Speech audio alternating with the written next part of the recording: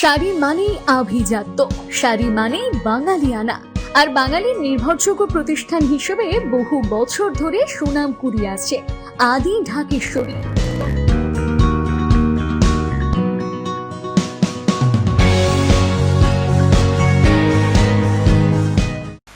ভয় না ঢোকালে ভোট হয় না, তাই তো ভয় হচ্ছে ভোটের একটা অস্ত্র। যারা স্বৈরাচারী তারা এভাবেই মানুষকে বিভ্রান্ত করে। এভাবেই রাজ্যের তৃণমূল এবং কেন্দ্রের বিজেপির দিকে আঙুল তুললেন অধীর রঞ্জন চৌধুরী। পাশাপাশি তিনি বলেন, পশ্চিমবঙ্গ পিছিয়ে যাচ্ছে ক্রমশই, আর্থিক জালে জর্জরিত এই বাংলা, এই নিয়ে কোনো ভাবনা চিন্তা নেই। সঙ্গে তিনি এও বলেন, কারো গীতা পাঠ করার, কারো মসজিদ করার অধিকার আছে, কিন্তু সেটা শুভ মানসিকতা থেকে করলে ভালো হয়, কারণ বাতাবরণটা ঠিক সৌহার্দ্যপূর্ণ হচ্ছে না।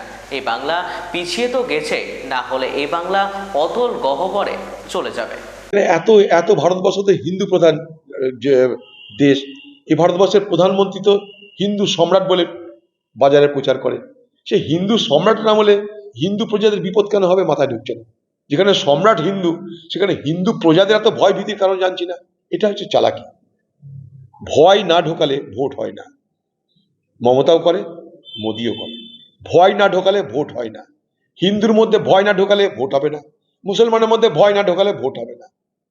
তাই ভয় হচ্ছে ভোটের একটা অস্ত্র। আর সেই ভয় শুধু নয়, ভয় না দেখালে ভোট হবে না, আর ভয় পেলে আমি আছি, অর্থাৎ মাসিহা। এটাই ভারতবর্ষের শুধু নয়, বিশ্বের সর্বত্র এইভাবেই যারা স্বৈরাচারী তারা মানুষকে বিভ্রান্ত করে। ভয় থেকে ভোট, আর ভয় থেকে উদ্ধারকর্তা, এই হচ্ছে গল্প। এইভাবেই পশ্চিমবঙ্গে ভোট হয়েছে, দেখেছেন আপনারা। এনআরসি এনআরসি এনআরসি করে, এখন স্যার স্যার স্যার করে। তাতে মানুষের কি হয়েছে জানি না। ভোট তো হয়ে গেছে, আমরা কংগ্রেস হেরেছি, ঠিক আছে, আর একটা কোনো কথা না। কিন্তু কথা হচ্ছে লাভ কার হয়েছে? সমাজের ক্ষতি হয়েছে। সমাজে কোনো নিয়ন্ত্রণ থাকছে না, নিরপেক্ষ কথা বলার লোক থাকছে না। নিরপেক্ষ কথা বলা জরুরি আজকের সমাজে, আজকের দিনে বলে আমি মনে করি খুব জরুরি। আমার আপনার পরিচয় শুধুমাত্র ধর্মের পরিচয় হতে পারে না। আমি আপনি নাগরিক, সেই নাগরিক পরিচয়টাও আমাদের বহন করতে হবে বলে মনে করি।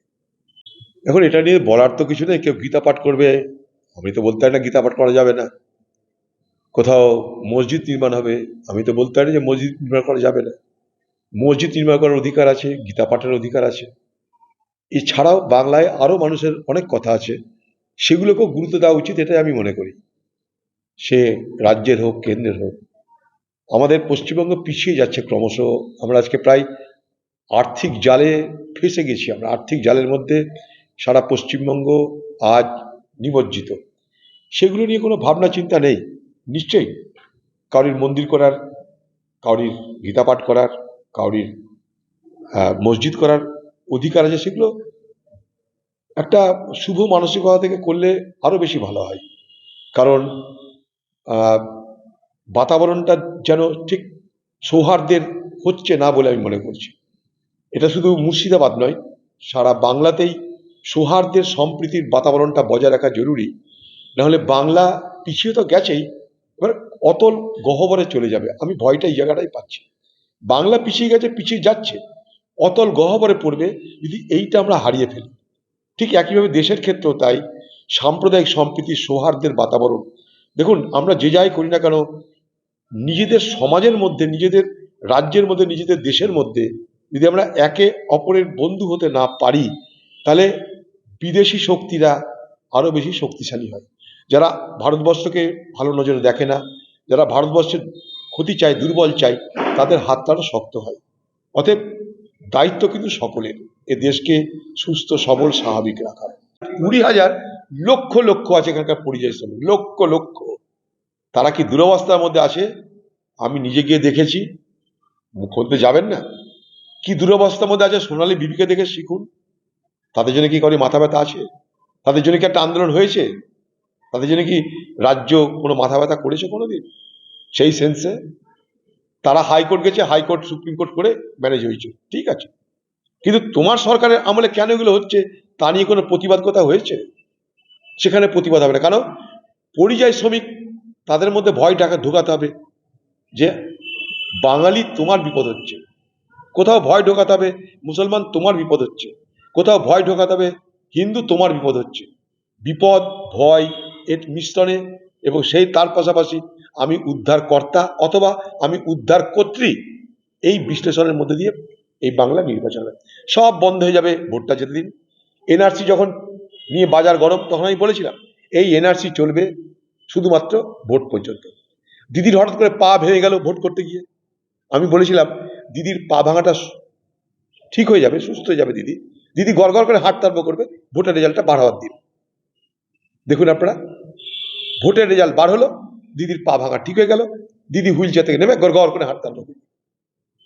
এনআরসি হয়ে গেল, দিদি ভ্যানিটি ব্যাগ নিয়ে চলে গেল কলকাতা, মোদি ঝোলালি চলে গেল দিল্লি, হয়ে গেল এনআরসি। আবার এসআইআর থেকে এই তাই করে তার মধ্যে মন্দির মসজিদ করে আবার শুরু হয়ে গেল। যারা যাচ্ছে তারা কিন্তু ঘরের জিনিসপত্র নিয়ে যাচ্ছে না, তারা তালা মেরে যাচ্ছে। তারা জানে এসআইআর পর্ব শেষ হলে আবার ফিরে আসতে হবে। লক্ষ্য করে দেখবেন এটা, যারা যাচ্ছে তাদের জিনিসপত্র, আমি যদি মনে করুন বাড়ি ছেড়ে পালাই, মনে করুন আপনি বাড়ি ছেড়ে চলে যাচ্ছেন, আপনি তো আপনার নিজস্ব সম্পত্তিগুলো তো নিয়ে যাবেন, কোথায় সোনা আছে, দানা আছে, যা যা আপনার প্রয়োজনীয় সেটা নিয়ে যাবেন।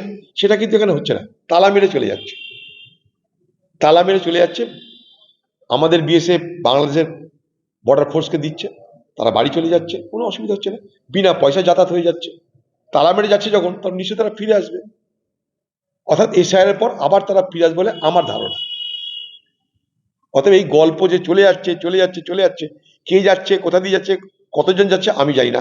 খালি কি ওই স্বরূপনগর, স্বরূপপুর শুনেছি, স্বরূপনগর আমাদের সঙ্গে বাংলাদেশের 2200 কিলোমিটার বর্ডার, খালি স্বরূপনগর দিয়ে সব বাংলাদেশি পালাচ্ছে, হাকিমপুর দিয়ে, আর কোনো বর্ডার দিয়ে পালাচ্ছে না।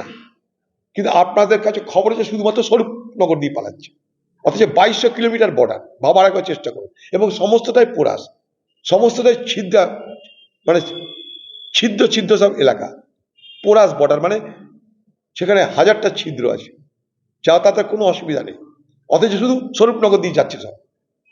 ব্যাপারটা আমার কাছে একটু মানে কৌতূহল জাগিয়েছে। বিজেপি তো সব আগে থেকে জেনে গেছে, বিজেপি সব জনতা গামছাওয়ালাদের বসে আছে, ভেবেছিল যা খুশি তাই করে নেবে। এখানকার মানুষ সতর্ক হয়ে গেছে, তাই পারছে না। 50 লোকের আরো বেশি হতে পারে, আমাকে অস্বীকার করছে না, কিন্তু নির্বাচন কমিশন বলার আগে বিজেপি নেতা কি করে বলে? প্রশ্ন আমার এই জায়গাটায়। নির্বাচন কমিশন এসআইআর করাচ্ছে, এসআইআর কত লোক বাদ গেল, কত লোক ঢুকলো, এতে এসআইআর নির্বাচন কমিশন বলবে। সেটা বিজেপি নেতারা ফোরকাস্ট করছে কি করে? তাহলে কি বিজেপি নেতারা বলে দিয়েছে, ম্যান্ডেট দিয়ে দিয়েছে যে তোমাকে এতটা বাতিল করতে হবে ভোট, এতটা ভোট তোমাকে কমাতে হবে? এই কথা রাহুল গান্ধী বলছে বরাবর। রাহুল গান্ধী ঠিক এই জায়গাটাই বলতে চাইছে যে বিজেপি পার্টির নির্দেশে নির্বাচন কমিশন ভারতবর্ষে তারা কিন্তু এই ভোটার লিস্টে তারা নানারকম ভাবে দুর্নীতি করে মানুষের ভোটের অধিকার কেড়ে নিতে চাইছে। ডিসএনফ্র্যাঞ্চাইজমেন্ট, অর্থাৎ মানুষের ভোটের অধিকার থেকে বঞ্চিত করতে চাইছে ভারতবর্ষের নির্বাচন কমিশন। কেন? বিজেপির নির্দেশে। বিহারে তারা পেরেছিল অনেক বেশি, আরো তাদের লক্ষ্য ছিল বেশি, কারণ বিহারের সরকারটা ছিল বিজেপি পার্টি। কিন্তু আরো তাদের যে লক্ষ্য ছিল 1.5 থেকে 2 কোটি, সেটা তারা পারেনি। তার কারণ সেখানটায় বিজেপির বিরুদ্ধে যে সমস্ত দল নির্বাচন করেছে তাদের তরফ থেকে, এবং বিশেষ করে রাহুল গান্ধীর ভোটার অধিকার যাত্রা এবং এক মানে পর্যায়ক্রমে প্রচার এবং সমস্ত তথ্য দিয়ে, হরিয়ানা থেকে আরম্ভ করে মহারাষ্ট্র থেকে আরম্ভ করে সমস্ত তথ্য দিয়ে যেভাবে মানুষের কাছে এই ভোট চুরি কথাটা পরিবেশিত হয়েছিল, তাতে মানুষ কিন্তু বুঝেছিল যে নিজেরা সতর্ক না হলে ভোটার লিস্ট থেকে নাম কাটা যাবে। এবং আমি আবার বলছি, টার্গেট যদিও মুসলমানকে করছে তারা, কিন্তু সেটা ঠিক নয়। মুসলমানের ভোটার লিস্ট থেকে নাম কাটবার চেষ্টা করলেও তারা অনেক বেশি প্রিপেয়ার্ড পেপারপত্র নিয়ে এই বাংলায়, বিহারে কিছু জানি না, এই বাংলায় মুসলমান সম্প্রদায়ের মানুষ পেপারপত্র নিয়ে অনেক বেশি প্রস্তুত, কারণ তারা জানে এই টার্গেট করবে তাদেরকে ভোটার অধিকার কেড়ে নেওয়ার।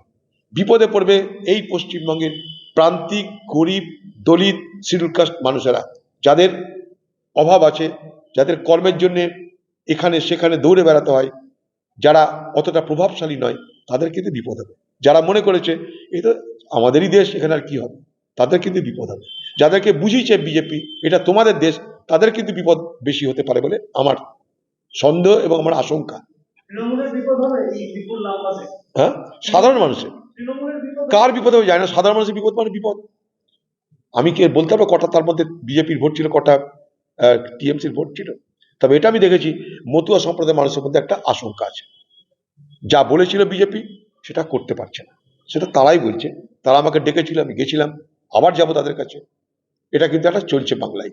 শাড়ি মানেই আভিজাত্য, শাড়ি মানেই বাঙালিয়ানা, আর বাঙালির নির্ভরযোগ্য প্রতিষ্ঠান হিসেবে বহু বছর ধরে সুনাম কুড়িয়ে আসছে আদি ঢাকেশ্বরী।